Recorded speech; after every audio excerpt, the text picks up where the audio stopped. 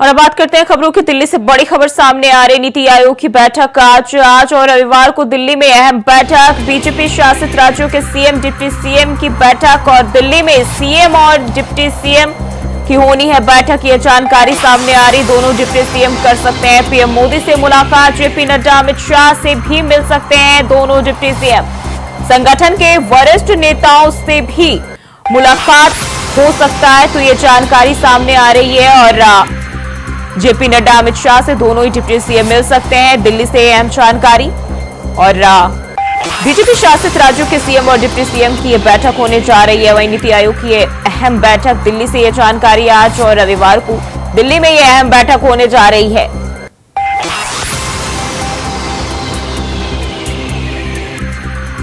और इसी खबर पर ज्यादा जानकारी के साथ कृष्णा मिश्रा लखनऊ से हमारे संवाददाता हमारे साथ जुड़ गए हैं। कृष्णा, नीति आयोग की ये अहम बैठक होने जा रही है और मुख्यमंत्री योगी आदित्यनाथ भी दिल्ली में मौजूद है, क्या अपडेट मिल रही है?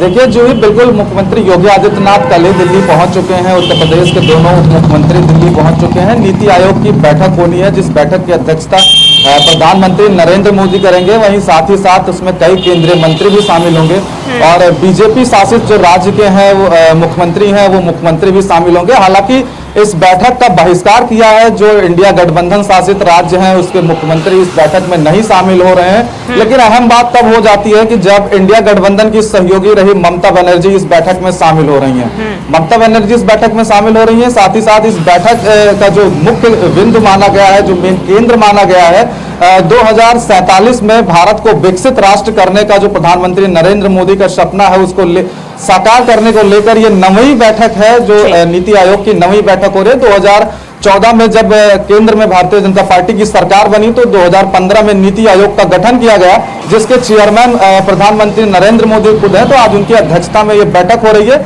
इस बैठक के माध्यम से भारत को किस तरीके से जो है विकसित राष्ट्र बनाया जाए उसको लेकर चर्चा होगी। लेकिन तमाम जो विपक्षी नेता हैं, जो इंडिया गठबंधन शासित राज्य के जो मुख्यमंत्री हैं, उस बैठक से उन्होंने बहिष्कार किया। उन्होंने प्रधानमंत्री नरेंद्र मोदी और जो 2024-25 का बजट आया है उस पर सवाल उठाया है कि जिस तरीके से केंद्र सरकार ने बीजेपी शासित राज्यों को ज्यादा से ज्यादा धनराशि देने का काम किया है, तो वहीं पर जो इंडिया गठबंधन शासित राज्य हैं, जो है विपक्ष जहां पे मजबूत स्थिति में है, वहां पर 2024 और 25 के बजट के माध्यम से उन राज्यों के साथ भेदभाव किया गया है। तो उसी पर ममता बनर्जी ने कहा है कि हम उस बैठक में शामिल होकर और सवाल उठाएंगे। लेकिन अहम बात है कि आज मुख्यमंत्री योगी आदित्यनाथ, दोनों डिप्टी सीएम उत्तर प्रदेश के इस बैठक में शामिल हो रहे हैं। तमाम केंद्रीय मंत्री इस बैठक में शामिल होंगे। उसके बाद खबर यह भी निकल के आ रही है कि उत्तर प्रदेश के मुख्यमंत्री योगी आदित्यनाथ भारतीय जनता पार्टी के शीर्ष नेतृत्व से भी मुलाकात करेंगे।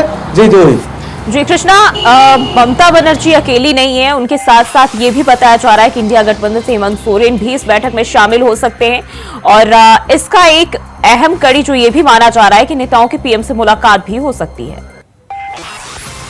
हाँ बिल्कुल, हेमंत सोरेन भी ममता बनर्जी के साथ वो दूसरे मुख्यमंत्री हैं जो इस बैठक में शामिल होंगे। लेकिन कहीं ना कहीं जिस तरीके से इस बैठक का बहिष्कार इंडिया गठबंधन के नेताओं के द्वारा किया जा रहा है, उनके शासित राज्यों के द्वारा किया जा रहा है, उसको लेकर सवाल जरूर उठता है। और जो इंडिया गठबंधन के नेता हैं उनका साफ तौर पे यही कहना है कि बजट में जिस तरीके से भेदभाव किया गया है इसको लेकर हम इस बैठक में नहीं शामिल हो रहे। लेकिन प्रधानमंत्री नरेंद्र मोदी का सपना है कि 2027 में भारत की आजादी को 100 साल पूरा होगा और तब तक वो भारत को एक विकसित राज्य के रूप में, राष्ट्र के रूप में देखना चाहते हैं। इसको लेकर लगातार वो बैठक करते आए हैं। ये नवीं बैठक है जो है जिसकी अध्यक्षता प्रधानमंत्री नरेंद्र मोदी कर रहे हैं। इस बैठक के माध्यम से रूपरेखा तैयार किया जाएगा कि भारत को किस तरीके से विकसित राष्ट्र बनाया जाए। वहीं पर जो है उत्तर प्रदेश के मुख्यमंत्री योगी आदित्यनाथ भी लखनऊ पहुंचे हैं और तमाम जो है अहम मुद्दों पर भी चर्चा होगी, क्योंकि उत्तर प्रदेश में जो सियासी उठापटक चल रही है भारतीय जनता पार्टी और संगठन के बीच, इसको लेकर भी प्रधानमंत्री नरेंद्र मोदी से और भारतीय जनता पार्टी के बड़े और शीर्ष नेतृत्व से भी मुलाकात कर सकते हैं योगी आदित्यनाथ। अगर हम उत्तर प्रदेश की बात करें तो जिस तरीके से लोकसभा चुनाव परिणाम सामने आने के बाद जो बीजेपी में, प्रदेश की बीजेपी में जो सियासी उठापटक देखी जा रही है, अंतरकलह देखी जा रही है, क्या इसको लेकर इस बैठक के बाद कुछ बदलाव देखे जा सकते हैं? बिल्कुल जो राजनीतिक जानकार हैं उनका साफ तौर पर कहना है कि जो ये बैठक है, इस बैठक के बाद, क्योंकि दोनों डिप्टी सीएम जो है लखनऊ में है और उत्तर प्रदेश के मुख्यमंत्री लखनऊ से दिल्ली जाने से पहले उन्होंने जो है लखनऊ में कई अहम बैठकें की है, कई उन्होंने जो है जो उनके जो रिपोर्ट थी वो रिपोर्ट कार्ड तैयार किया है और उसको लेकर वो दिल्ली गए हैं। तो कहीं ना कहीं कयास ये लगाया जा रहा है कि नीति आयोग की बैठक के बाद जो है उत्तर प्रदेश के मुख्यमंत्री योगी आदित्यनाथ भारतीय जनता पार्टी की शीर्ष नेतृत्व से मुलाकात करेंगे। प्रधानमंत्री नरेंद्र मोदी समेत अमित शाह, राजनाथ सिंह से उनकी मुलाकात हो सकती है और जो सियासी उठापटक उत्तर प्रदेश में चल रही है सरकार और संगठन के बीच, इसको भी लेकर चर्चा किया जाएगा। क्योंकि जिस तरीके से भारतीय जनता पार्टी को 2024 के लोकसभा चुनाव में उत्तर प्रदेश से एक बड़ा झटका लगा है, तो इसके बाद लगातार भारतीय जनता पार्टी के तमाम ऐसे नेता हैं जो सरकार, संगठन और कहीं ना कहीं अफसरशाही के ऊपर सवाल उठाते नजर आ रहे हैं। इसको लेकर भी मुख्यमंत्री योगी आदित्यनाथ भारतीय जनता पार्टी की शीर्ष नेतृत्व से मुलाकात करेंगे, इस पर बैठक करेंगे, क्योंकि उत्तर प्रदेश की 10 विधानसभा सीटों पर उपचुनाव होना है, जिसको लेकर भारतीय जनता पार्टी ने कोई कोर कसर नहीं छोड़ी है, पूरी तैयारियों के साथ जो है मुख्यमंत्री योगी आदित्यनाथ की बात करें तो उत्तर प्रदेश में जो ये उपचुनाव काफी अहम माने जा रहे हैं, क्योंकि लोकसभा चुनाव में बीजेपी का प्रदर्शन कुछ खास नहीं रहा है और ऐसे में लोगों को अब जो है उम्मीदें हैं, पार्टी को उम्मीदें हैं कि शायद इसमें कुछ बेहतर प्रदर्शन हो सकता है। लेकिन अगर हम बैठक की बात करें तो उपचुनाव के लिहाज से इस दौरान किस तरह के बातचीत हो सकते हैं नेताओं के बीच, क्योंकि अब जो है पार्टी के तमाम जो आला नेता है मौजूद रहेंगे और खुद सीएम भी वहां मौजूद रहेंगे। क्या लगता है उसको लेकर क्या रणनीतियां बनाई जा सकती है?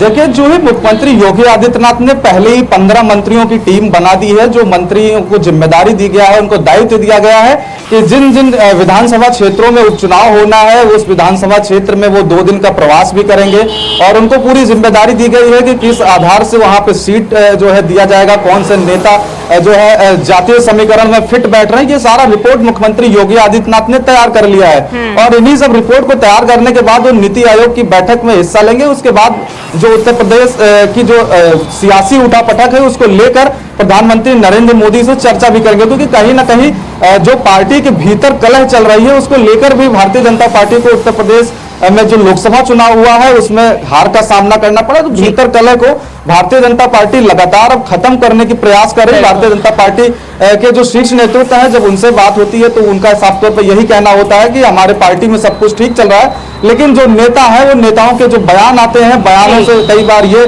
जो है कृष्णा, बहुत बहुत शुक्रिया जानकारी साझा करने के लिए। तो यह बैठक काफी अहम मानी जा रही है प्रदेश के लिहाज से भी और पार्टी के लिहाज से भी। वहीं बढ़ते आगे, लखनऊ से एक और जानकारी सामने आ रही है। 18 जुलाई को सपा कार्यालय में होगी बैठक, विधायकों की बैठक लेंगे सपा प्रमुख अखिलेश यादव। विधानसभा के नेता प्रतिपक्ष का हो सकता है ऐलान, तो ये जानकारी विधानसभा के नेता प्रतिपक्ष का ऐलान किया जा सकता है। बैठक के बाद नाम पर भी लग सकती है अंतिम मुहर, तो ये जानकारी 29 जुलाई से यूपी विधानसभा का सत्र शुरू होगा। और इसी खबर पर ज्यादा जानकारी के साथ मोहम्मद आसिफ लखनऊ से हमारे संवाददाता हमारे साथ जुड़े हुए हैं। आसिफ, 28 जुलाई को सपा कार्यालय में बैठक होने जा रही है, बैठक काफी बड़ी मानी जा रही है। इस दौरान क्या कुछ बदलाव की संभावना देखी जा सकती है? देखिए, जिस तरह से समाजवादी पार्टी ने विपक्षी यानी कि बीजेपी को घेरने के लिए संसद से सदन तक पूरी तरह से रणनीति तैयार कर ली है और सीधे फार्मूले पर ही लगातार पूरा फोकस है कि किस तरह आने वाले दिनों में बीजेपी को और मजबूती के साथ घेरा जाए। और अभी तक विधानसभा के नेता प्रतिपक्ष का ऐलान भी नहीं हुआ है। अखिलेश यादव की यह मंशा है कि जिस तरह से हुआ हर मसलों पर सरकार को घेरने की कोशिश करते हैं, ठीक उसी तरह उनका नेता प्रतिपक्ष होना चाहिए और नेता प्रतिपक्ष को लेकर कल यानी रविवार को सपा प्रमुख अखिलेश यादव अपने विधायकों के साथ बड़ी बैठक करेंगे। इस बैठक में नामों को लेकर मंथन किया जाएगा, क्योंकि जिस तरह से शिवपाल यादव, सरोज, रामाचल राजभर और कमाल अख्तर का नाम नेता प्रतिपक्ष के तौर पर चल रहा है, प्रयास लगाया जा रहा है। हालांकि नामों को लेकर सस्पेंस भी पूरी तरह से बरकरार है, लेकिन कल ही सपा प्रमुख अखिलेश यादव नेता प्रतिपक्ष के नाम का ऐलान कर देंगे। सूत्रों का यह भी दावा है कि रेस से कहीं न कहीं इंद्रजीत सरोज बाहर चल रहे हैं, क्योंकि उन्होंने मना भी कर दिया है कि वह जिम्मेदारी नहीं निभा पाएंगे, उनका स्वास्थ्य ठीक नहीं रहता। और जिस तरह से शिवपाल यादव के नाम चल रहे हैं, शिवपाल यादव को कहीं न कहीं बायकाट कर दिया गया है, क्योंकि लाल बिहारी यादव को विधान परिषद में नेता प्रतिपक्ष चुन लिया गया है। अब बचे हैं रामअचल राजभर, आर.के. वर्मा और कमाल अख्तर। तो जिस तरह से रामअचल राजभर का पूर्वांचल में दबदबा है और वो कई बार से विधायक भी रह चुके हैं, तो ऐसे में यह कयास लगाया जा रहा है कि रामअचल राजभर के नाम की अंतिम मुहर लग जाएगी। और साथ ही साथ जो कल बैठक होगी जो वो काफी अहम है, क्योंकि मानसून सत्र में समाजवादी पार्टी सरकार को घेरने की पूरी तरह से रणनीति बनाएगी।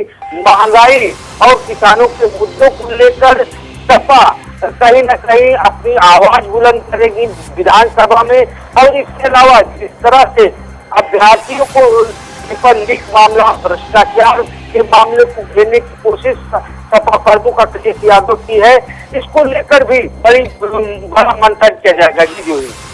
जी, जिस तरीके से हम देखें शिवपाल यादव को लेकर काफी लंबे समय से चर्चा चल रही थी और कहीं न कहीं ये उम्मीद लगाई जा रही थी कि नेता प्रतिपक्ष का पद वही संभाल सकते हैं, लेकिन अब कहीं न कहीं देखा जाए तो पार्टी के साथ साथ परिवार के बीच कलह जो है वो भी कहीं न कहीं उसका अंदेशा देखने को मिल रहा है।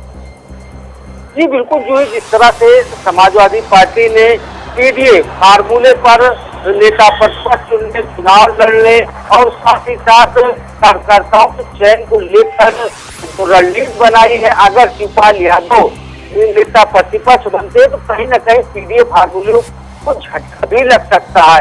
और वहीं अगर रामअचल राजभर को नेता प्रतिपक्ष की जिम्मेदारी सौंपी जाती है तो यहाँ भी पीडीए फार्मूले को तगड़ा झटका लग सकता है, क्योंकि रामअचल राजभर ओबीसी वर्ग से आते हैं। और जिस तरह से इंजीनियर सरोज दलित यानी कि पाटी समुदाय से आते हैं, उनको चुना जाता तो कहीं न कहीं पीडीए फार्मूला भी पूरी तरह से सटीक बैठता।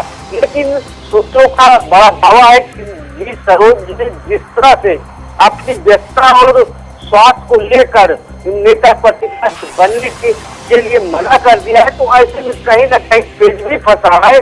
और जिस तरह से आने वाले दिनों में शिवपाल यादव को लगातार इग्नोर किया जा रहा है, इसको लेकर भी चर्चाओं का बाजार गर्म है।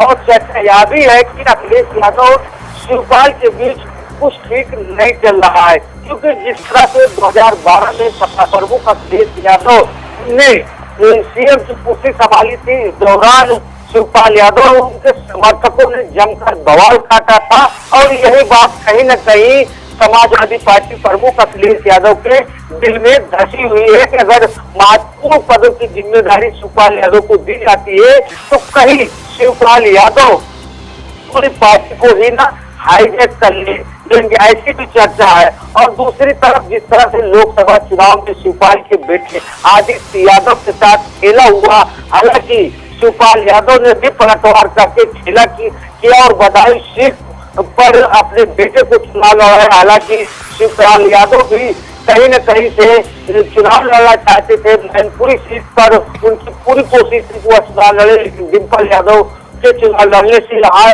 उनका पट्टा कट हो गया। तो पहले का साफ मतलब है, जो चर्चाएं हैं वह सामने आ रही है। और यह कहा जा रहा है कि 2012 की अदावत अभी कहीं न कहीं अखिलेश यादव और शिवपाल यादव के बीच कम नहीं हुई। और यहाँ पर अगर इग्नोर किया जा रहा है तो शिवपाल यादव राजनीतिक माहिर खिलाड़ी है और आने वाले दिनों में कहीं न कहीं अपनी नाराजगी की भरपाई करने की कोशिश करेंगे, बदला लेने की कोशिश करेंगे। फिलहाल कल जो बैठक होनी है नेता प्रतिपक्ष। जी आसिफ, बहुत बहुत शुक्रिया जानकारी साझा करने के लिए। और वहीं बढ़ते आगे, मथुरा के थाना गोवर्धन पुलिस द्वारा साइबर ठगी करने वाले 2 शातिर अपराधियों की 5 करोड़ 37 लाख से अधिक की अवैध संपत्ति को जब्त किया गया है।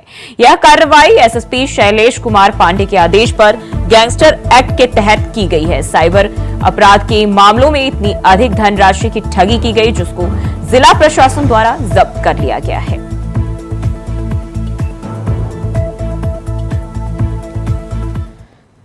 क्योंकि जैसा कि आप अवगत हैं, दोसेरस गांव में 2 cyber criminal Waris son of Kamruddin और आसिफ सन ऑफ अयूब, जो निवासी दोसेरस गांव थाना गोवर्धन क्षेत्र के हैं और साइबर क्रिमिनल्स हैं। इन पे प्रचलित गैंगस्टर है जो गोवर्धन थाने में चल रहा है और इसी में धारा 14(1) के तहत इनके विभिन्न प्रॉपर्टीज जिसमें करीब 3.25 हेक्टेयर जमीन है, एक 21 किलोमीटर अंडरग्राउंड पानी की इरिगेशन की पाइपलाइन इन्होंने कमर्शियल यूज कर रखा है 4 ट्यूबवेल के से, वो एक मकान, एक ट्रैक्टर, एक बाइक और जयपुर के अंदर इनके 2 प्लॉट है जिसमें डीएम सर की तरफ से 14।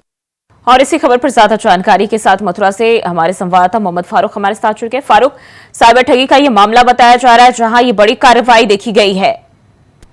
जी बिल्कुल जूही, ये बहुत बड़े साइबर ठग हैं जिसमें जो एक वारिश है और एक आसिफ है, ये दोनों बहुत बड़े गोवर्धन के जो इन ठग हैं और ये साइबर ठगी करके इन्होंने करोड़ों रुपए की संपत्ति जो है अर्जित करी हुई है, करोड़ों रुपए की संपत्ति बनाई हुई है। यहाँ तक कि ये गांव में अपने 20 किलोमीटर लंबी लाइन डालकर, जो कॉमर्शियल लाइन है उसको डालकर, वो भी उसकी भी लागत करीब 1.5 करोड़ रुपए आई थी और सबको जो है पानी की सप्लाई देते हैं और उसका जो है उनसे पैसा वसूलते हैं।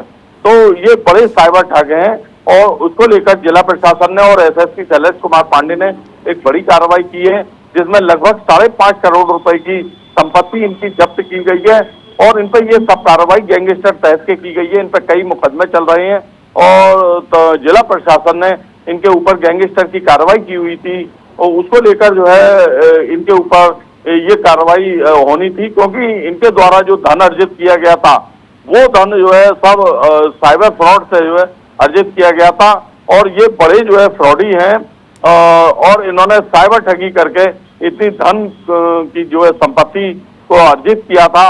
उसको लेकर जो है जिला प्रशासन की एसडीएम और सीओ द्वारा गोवर्धन के ये नगला देवसेरस के रहने वाले हैं, इनके खिलाफ कार्रवाई की गई और कार्रवाई में इनकी जो भूमि थी जो लगभग 3 हेक्टेयर से अधिक है और एक ट्रैक्टर है, एक बाइक है, ये सब इनसे जो है जब्त की गई है। एक इनका मकान था जो 27 लाख से अधिक की कीमत का था, उसको भी जब्त किया गया है। लगभग 5.5 करोड़ रुपए की संपत्ति इन दोनों जो है साइबर ठगों से फारूक, कब से ये साइबर ठगी की जो घटना है ये कब से जो है कब सामने आई है और कब से ये चल रहा था?